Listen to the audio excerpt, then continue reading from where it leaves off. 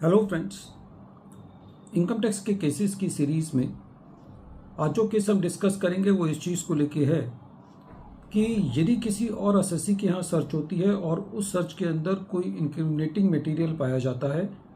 और ये सर्च किसी और एसएससी के यहाँ मई 2023 में होती है और उस सर्च के अंदर किसी और एसएससी के रिस्पेक्ट में कोई इंक्रिमिनेटिंग मटेरियल या कोई लूज शीट्स मिलती है, तो ऐसे केस में दूसरे एसएससी की असेसमेंट क्या सेक्शन 143 सबसेक्शन 3 के अंदर की जा सकती है या वो असेसमेंट सेक्शन 148 के मुताबिक होनी चाहिए। सेकंड, इस केस में ये इशू था कि यदि किसी और दूसरे एसएससी की सर्च के अंदर कोई इंक्रिमिनेटिंग मटेरियल मिलता है और असेसिंग ऑफिसर उस इंक्रिमिनेटिंग मटेरियल को किसी और एविडेंसेस से या इंडिपेंडेंट इंक्वायरी से कोरोबरेट नहीं कर पाता, तो क्या दूसरे एसएससी के यहाँ जो डॉक्यूमेंट्स पाए गए जिसका एसएससी के साथ कोई डायरेक्ट नेक्सस नहीं है, क्या उसके बेसिस पर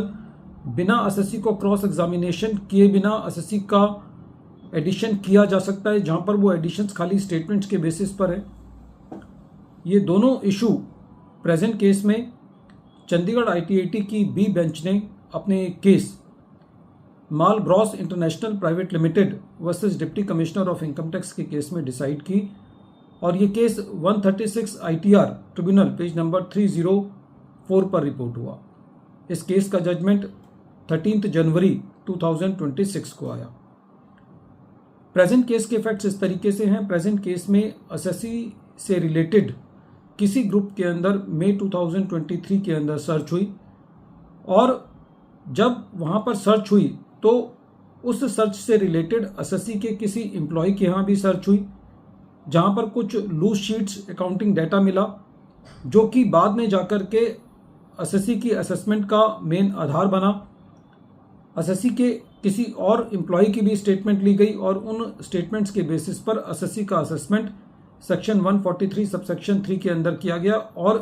जो एडिशंस किए गए उन एडिशंस के अंदर बोगस परचेजेस की एडिशंस की गई, कुछ सीएसआर की एडिशंस की गई, कुछ एम्प्लॉयज़ प्रोविडेंट फंड से रिलेटेड एडिशंस की गई। और जब ये मैटर सीआईटी अपील के पास था तो सीआईटी अपील ने जो बोगस परचेजेस की एडिशंस की गई थी पूरे अमाउंट की, उसको कुछ परसेंटेज बेसिस तक एसएससी को रिलीफ दिया और कुछ एडिशंस को अपेल्ड रखा। जब ये मैटर ट्रिब्यूनल में था तो एसएससी ने एक एडिशनल ग्राउंड रेज किया। एसएससी का ये कहना था कि प्रेजेंट केस में एसएससी की जो असेसमेंट कंप्लीट की गई है वो सेक्शन 143 सबसेक्शन 3 के अंदर की गई है, लेकिन एसएससी के मुताबिक ये असेसमेंट सेक्शन 148 के अंदर की जानी चाहिए थी और असेसमेंट करने से पहले एडिशनल कमिश्नर की परमिशन सेक्शन 148 बी के अंदर ली जानी चाहिए थी। इस पर रेवेन्यू का ये कहना था कि जो असेसमेंट सेक्शन 143 सबसेक्शन 3 के अंदर की गई है उसमें भी जॉइंट कमिश्नर की परमिशन ली गई है। इस पर ट्रिब्यूनल ने ये कहा कि जो परमिशन सेक्शन 143 सबसेक्शन 3 के लिए ली गई है वो नॉन एज्ड है और उस परमिशन को सेक्शन 148 बी की परमिशन के बराबर नहीं रखा जा सकता और ट्रिब्यूनल ने इस ग्राउंड पर एसएससी की असेसमेंट को क्वेश्चन किया। प्रेजेंट केस में ट्रिब्यूनल ने टेक्निकल और मेरिट दोनों पर अपना ऑर्डर पास किया और मेरिट पर ट्रिब्यूनल का ये कहना था कि प्रेजेंट केस में असेसिंग ऑफिसर ने कोई भी इंडिपेंडेंट इंक्वायरी नहीं की जिससे असेसिंग ऑफिसर के एलिगेशंस का कोरोबरेशन हो पाए। ट्रिब्यूनल का ये कहना था कि प्रेजेंट केस में एसएससी ने अपनी परचेजेस को सब्सटेंशिएट किया है